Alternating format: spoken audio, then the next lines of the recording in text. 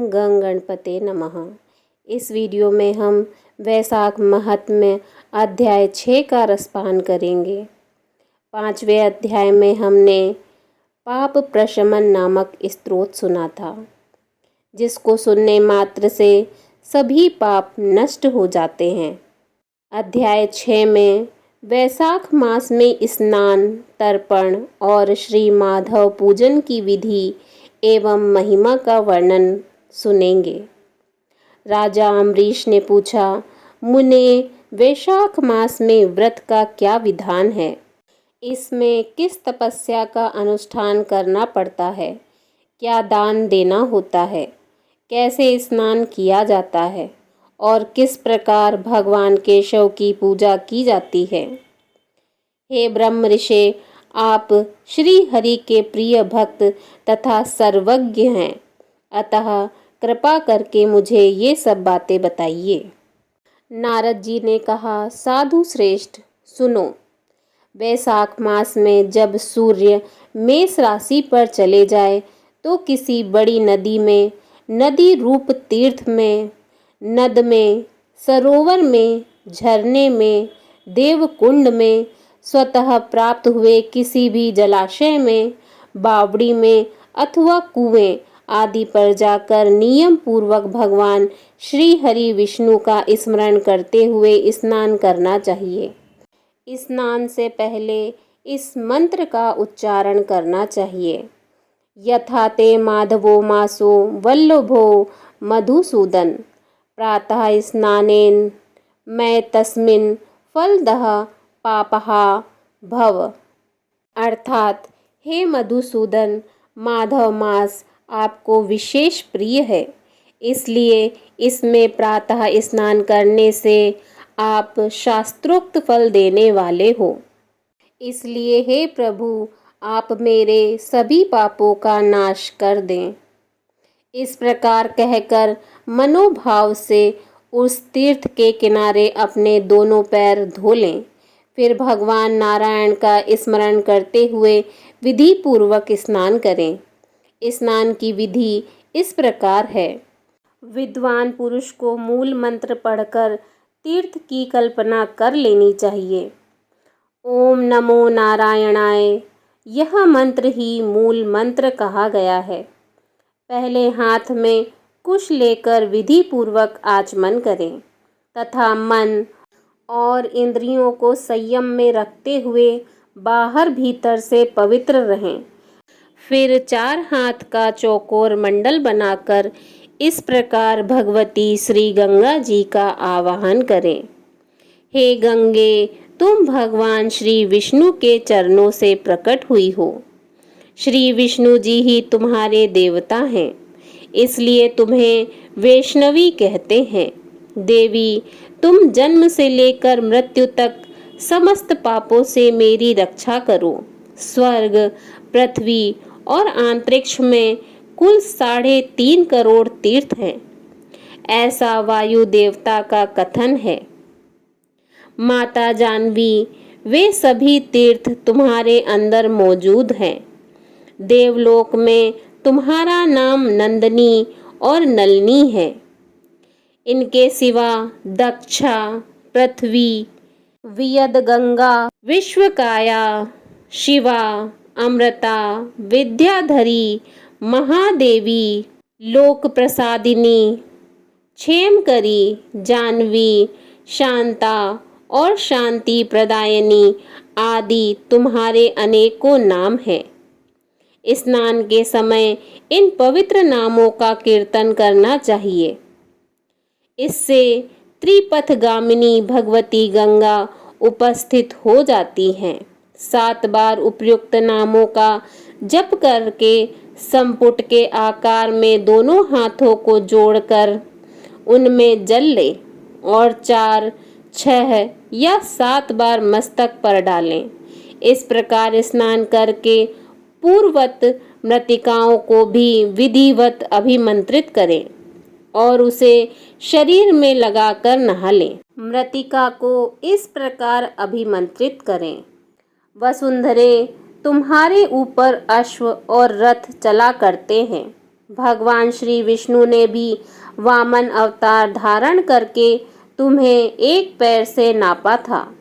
मृतिके, मैंने जो बुरे कर्म किए हों, मेरे उन सब पापों को तुम हर लो। देवी, सैकड़ों भुजाओं वाले भगवान श्री विष्णु ने वाराह का रूप धारण करके तुम्हें जल से बाहर निकाला था। तुम संपूर्ण लोकों की उत्पत्ति के लिए अरणि के समान हो, अर्थात जैसे अरणि काष्ठ से आग प्रकट होती है, उसी प्रकार तुमसे संपूर्ण लोक उत्पन्न होते हैं। सुव्रते, तुम्हें मेरा नमस्कार है। इस प्रकार स्नान करने के पश्चात विधि पूर्वक आचमन करके जल से बाहर निकलें और 2 शुद्ध श्वेत वस्त्र धोती चादर धारण करें। तदंतर त्रिलोकी को तृप्त करने के लिए तर्पण करें। सबसे पहले श्री ब्रह्मा जी का तर्पण करें, फिर श्री विष्णु, श्री रुद्र और प्रजापति का। तत्पश्चात देवता, यक्ष, नाग, गंधर्व, अप्सरा, असुरगण, क्रूर सर्प, गरुण, वृक्ष, जीव जंतु, पक्षी, विद्याधर, मेघ, आकाशचारी जीव, निराधार जीव, पापी जीव तथा धर्मपरायण जीवों को तृप्त करने के लिए मैं उन्हें जल अर्पण करता हूँ। यह कहकर उन सबको जलांजलि दें। देवताओं का तर्पण करते समय यज्ञोपवीत को बाएं कंधे पर डालें। तत्पश्चात उसे गले में माला की भांति कर लें और दिव्य मनुष्यों, ऋषि पुत्रों तथा ऋषियों का भक्ति पूर्वक तर्पण करें। सनक, सनंदन, सनातन और सनत कुमार ये दिव्य मनुष्य हैं। कपिल, आसुरी, बोधु तथा पंजशिख ये प्रधान ऋषि पुत्र हैं। ये सभी मेरे दिए हुए जल से तृप्त हों, ऐसा कहकर इन्हें जल दें। इसी प्रकार मरीच, आत्री, अंगिरा, पुलस्त, पुलह, क्रतु, प्रचेता, वशिष्ठ, नारद तथा अन्य देव ऋषियों एवं ब्रह्म ऋषियों का अक्षत सहित जल के द्वारा तर्पण करें। इस प्रकार ऋषि तर्पण करने के पश्चात यज्ञोपवीत को दाएं कंधे पर करके बाएं घुटने को पृथ्वी पर टेक कर बैठें। फिर अग्निश्वात, सौम्य, हविष्मान, ऊष्मप, कव्यवाट, अनल, बहिर्षद, पितामह आदि तथा मातामह आदि सब लोगों का विधिवत तर्पण करके इस प्रकार कहें, जो लोग मेरे बांधव न हों, जो मेरे बांधव हों तथा जो दूसरे किसी जन्म में मेरे बांधव रहे हों, वे सब मेरे दिए हुए जल से तृप्त हों। उनके सिवा और भी जो कोई प्राणी मुझसे जल की अभिलाषा रखते हों, वे सभी तृप्ति लाभ करें। इस प्रकार कहकर उनकी तृप्ति के उद्देश्य से जल गिराना चाहिए। तत्पश्चात विधि पूर्वक आचमन करके अपने आगे कमल की आकृति बनावें और सूर्य देव के नामों का उच्चारण करते हुए अक्षत, फूल, लाल चंदन और जल के द्वारा उन्हें यत्न पूर्वक अर्घ्य दें। अर्घ्य दान का मंत्र इस प्रकार है।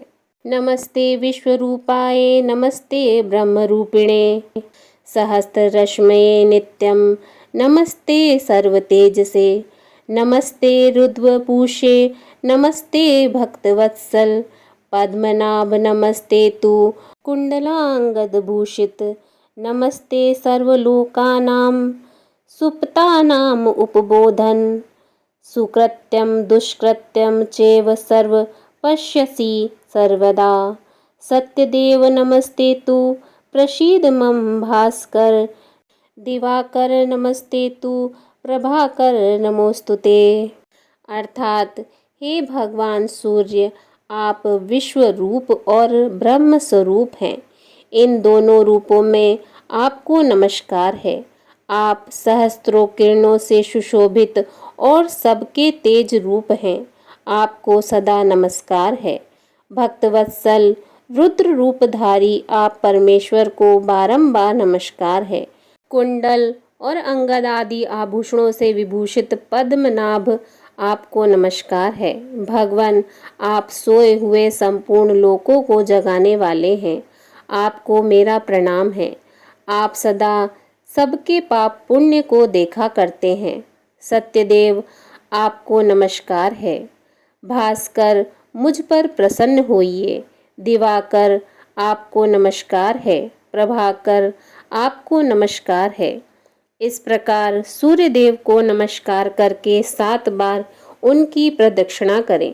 फिर द्विज, गौ और सुवर्ण का स्पर्श करके अपने घर में जाएं। वहां आश्रमवासी अतिथियों का सत्कार तथा भगवान की प्रतिमा का पूजन करें। राजन, घर में पहले भक्ति पूर्वक जितेंद्रिय भाव से भगवान गोविंद की विधिवत पूजा करनी चाहिए। विशेषतः वैशाख के महीने में जो श्री मधुसूदन का पूजन करता है उसके द्वारा पूरे 1 वर्ष तक श्री माधव की पूजा संपन्न हो जाती है। वैशाख मास आने पर जब सूर्यदेव मेष राशि पर स्थित हो तो श्री केशव की प्रसन्नता के लिए उनके व्रतों का संचय करना चाहिए।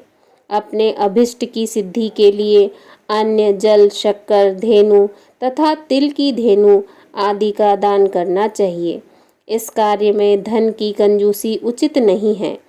जो समूचे वैशाख भर प्रतिदिन सवेरे स्नान करता, जितेंद्रिय भाव से रहता, भगवान के नाम जपता और हविष्य भोजन करता है, वह सब पापों से मुक्त हो जाता है। जो वैशाख मास में आलस त्याग कर एक भुक्त अर्थात 24 घंटे में एक बार भोजन, नक्त व्रत अर्थात केवल रात में एक बार भोजन अथवा अयाचित व्रत अर्थात बिना मांगे मिले हुए अन्न का एक समय भोजन करता है, वह अपनी संपूर्ण अभिष्ट वस्तुओं को प्राप्त कर लेता है।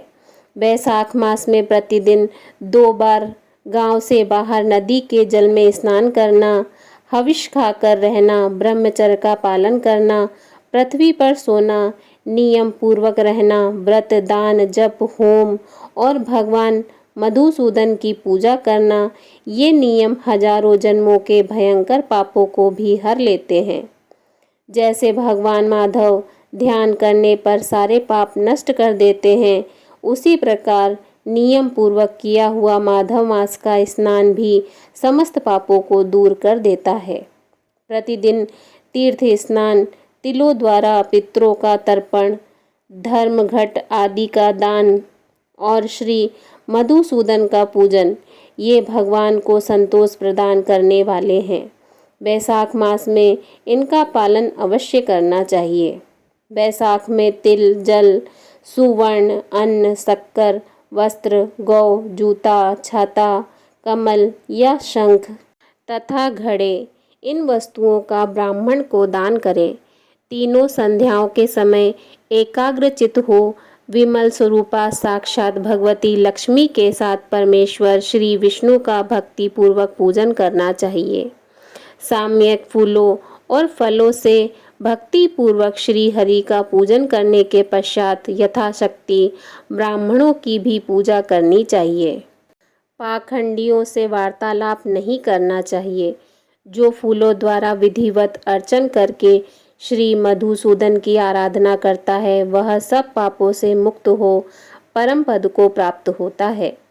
श्री नारद जी कहते हैं, राजेंद्र सुनो, मैं संक्षेप में माधव के पूजन की विधि बतला रहा हूँ। महाराज, जिनका कहीं अंत नहीं है, जो अनंत हैं और अपार हैं, उन भगवान अनंत की पूजा विधि का अंत नहीं है। श्री विष्णु का पूजन 3 प्रकार का होता है, वैदिक, तांत्रिक और मिश्र। तीनों के ही बताए हुए विधान से श्री हरि का पूजन करना चाहिए। वैदिक और मिश्र पूजन की विधि ब्राह्मण आदि 3 वर्णों के लिए ही बताई गई है, किंतु तांत्रिक पूजन विष्णु भक्त शूद्र के लिए ही विहित है। साधक पुरुषों को उचित है कि शास्त्रोक्त विधि का ज्ञान प्राप्त करके एकाग्रचित्त हो ब्रह्मचर्य का पालन करते हुए श्री विष्णु का विधिवत पूजन करें। भगवान की प्रतिमा 8 प्रकार की मानी गई है। शिलामयी, धातुमयी, लोहे की बनी हुई, लीपने योग्य मिट्टी की बनी हुई, चित्रमयी, बालू की बनी हुई, मनोमयी तथा मणिमयी।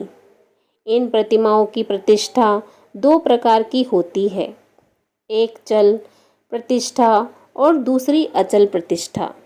राजन, भक्त पुरुष को चाहिए कि वह जो कुछ भी सामग्री प्राप्त हो उसी से भक्ति भाव के साथ पूजन करे। प्रतिमा पूजन में स्नान और अलंकार ही अभिष्ट हैं, अर्थात भगवत विग्रह को स्नान कराकर पुष्प आदि से श्रृंगार कर देना ही प्रधान सेवा है। श्री कृष्ण में भक्ति रखने वाला मनुष्य यदि केवल जल भी भगवान को अर्पण करे तो वह उनकी दृष्टि में श्रेष्ठ है। फिर गंध, धूप, पुष्प, दीप और अन्न आदि का नैवेद्य अर्पण करने पर तो कहना ही क्या है। पवित्रता पूर्वक पूजन की सारी सामग्री एकत्रित करके पूर्वाग्र कुशों का आसन बिछाकर उस पर बैठें। पूजन करने वाले का मुख उत्तर दिशा की ओर या प्रतिमा के सामने हो। फिर पाद्य, अर्घ्य, स्नान तथा अग्रहण आदि उपचारों की व्यवस्था करें। उसके बाद कर्णिका और केसर से सुशोभित अष्टदल कमल बनावें और उसके ऊपर श्री हरि के लिए आसन रखें। तदंतर चंदन, उशिर, कपूर, केशर तथा अर्गजा से सुवासित जल के द्वारा मंत्र पाठ पूर्वक श्री हरि को स्नान कराएं। वैभव हो तो प्रतिदिन इस तरह ही की व्यवस्था करनी चाहिए। स्वर्ण धर्म नामक अनुवाक, महापुरुष विद्या, सहस्त्र शीर्षा आदि पुरुष सूक्त तथा सामवेदोक्त, निरांजना आदि मंत्रों द्वारा श्री हरि को स्नान कराएं। तत्पश्चात विष्णु भक्त पुरुष वस्त्र, यज्ञोपवीत, आभूषण, हार, गंध तथा अनुलेपन के द्वारा प्रेम पूर्वक भगवान का यथा योग्य श्रृंगार करें। पुजारी को उचित है कि वह श्रद्धा पूर्वक पाद्य, आचमनीय, गंध, पुष्प, अक्षत तथा धूप आदि उपहार अर्पण करे। उसके बाद गुड़, खीर, घी, पूड़ी, मालपुआ, लड्डू, दूध और दही आदि नाना प्रकार के नैवेद्य निवेदन करें।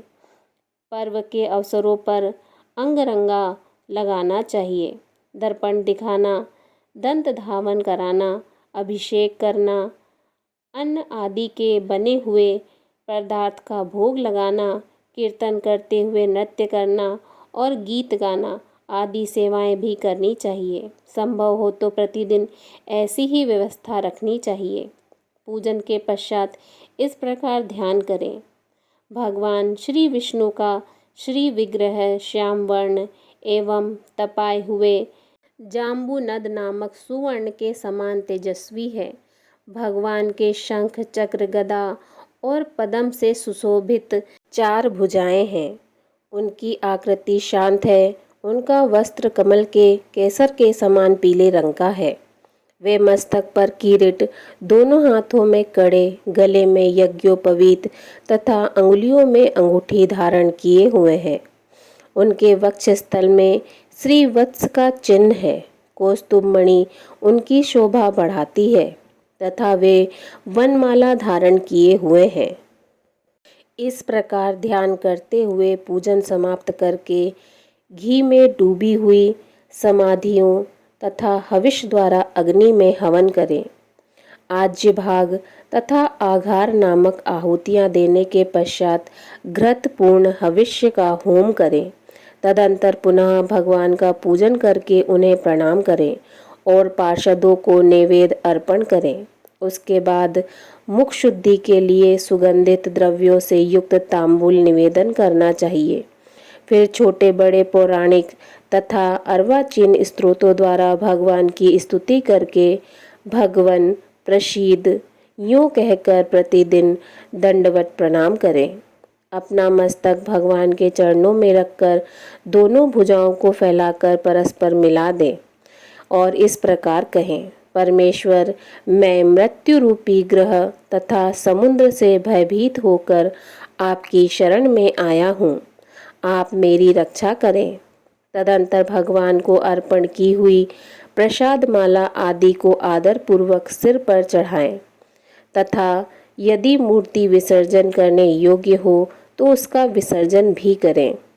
ईश्वरीय ज्योति को आत्मा ज्योति में स्थापित कर लें। प्रतिमा आदि में जहाँ भगवान का चरण हो वहीं श्रद्धा पूर्वक पूजन करना चाहिए तथा मन में यह विश्वास रखना चाहिए कि जो संपूर्ण भूतों में तथा मेरी आत्मा में रम रहे हैं वे ही सर्वात्मा परमेश्वर इस मूर्ति में विराजमान हैं। इस प्रकार वैदिक तथा तांत्रिक क्रिया योग के मार्ग से जो भगवान की पूजा करता है वह सब ओर से अभिष्ट सिद्धि को प्राप्त होता है। श्री विष्णु प्रतिमा की स्थापना करके उसके लिए सुदृढ़ मंदिर बनवाना चाहिए तथा पूजा कर्म की सुव्यवस्था के लिए सुंदर फुलवाड़ी भी लगानी चाहिए।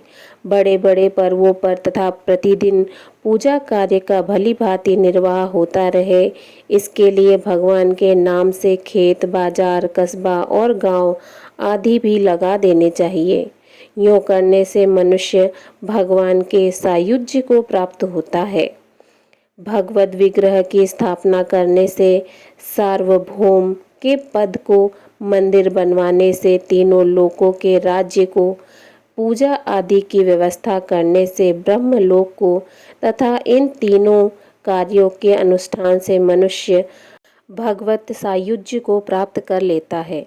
केवल अश्वमेघ यज्ञ करने से किसी को भक्ति योग की प्राप्ति नहीं होती। भक्ति योग को तो वही प्राप्त करता है जो पूर्वोक्त रीति से प्रतिदिन श्री हरि की पूजा करता है। राजन, वही शरीर शुभ कल्याण का साधक है जो भगवान श्री कृष्ण को साष्टांग प्रणाम करने के कारण धूलिधूर्षित हो रहा है। नेत्र भी वे ही अत्यंत सुंदर और तप शक्ति से संपन्न है जिनके द्वारा श्री हरि का दर्शन होता है।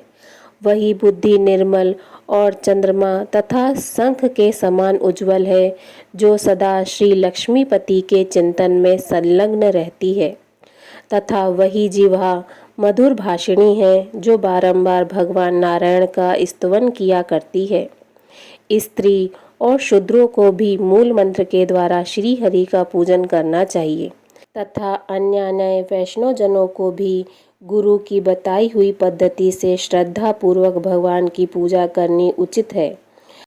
राजन, यह सब प्रसंग मैंने तुम्हें बता दिया। श्री माधव का पूजन परम पावन है। विशेषतः वैशाख मास में तुम इस प्रकार पूजन अवश्य करना। सूत जी कहते हैं, महर्षिगण इस प्रकार पत्नी सहित मंत्रवेत्ता महाराज अम्बरीश को उपदेश दे उनसे पूजित हो विदा लेकर देव ऋषि नारद जी वैशाख मास में गंगा स्नान करने के लिए चले गए।